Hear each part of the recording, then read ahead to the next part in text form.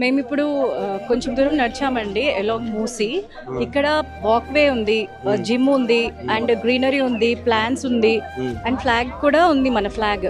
కానీ వాళ్ళు టీఆర్ఎస్ గవర్నమెంట్‌లో డెవలప్ చేశారండి ఇది. కానీ దీని మెయింటెనెన్స్ లేక ఇది ఇప్పుడు ఇలా ఉంది. But it was beautiful. ఇలా డెవలప్ చేయొచ్చండి వితౌట్ డెమోలిషన్ యాక్చువల్లీ. కానీ ప్రెజెంట్ గవర్నమెంట్ డెవలప్ చేసిన దాన్ని కూడా పట్టించుకోకుండా ఇలా రెక్లెస్గా బిహేవ్ చేస్తోంది. గవర్నమెంట్ ఇలా డెవలప్ చేయవచ్చు వితౌట్ డెమోలిషన్. ఇప్పుడు మాకు నోటిఫికేషన్స్ ఇచ్చి ఇల్లు వెకేట్ చేపించి ఇల్లు డెమాలిష్ చేసే బ్యూటిఫై చేయాల్సిన అవసరం లేదు. ఇక్కడ చూస్తే ఎలాంటి డెమోలిషన్ అవ్వలేదండి.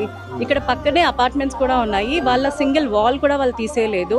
పక్కన చూస్తే వేరే ఇల్లులు కూడా ఉన్నాయి. అవి కూడా ముట్టుకోకుండానే డెవలప్మెంట్ చేశారు with in the limit of Musi. ఇలా ప్లాన్ చేయవచ్చు ద ఎంటైర్ స్ట్రెచ్. ఇప్పుడు ఎంత స్ట్రెచ్ ఆఫ్ డెవలప్మెంట్ చెప్తున్నారో అంత స్ట్రెచ్ కూడా ఈవెన్ ఒక ఇల్లు తీయకుండా ఇలా చేయవచ్చు డెవలప్మెంట్.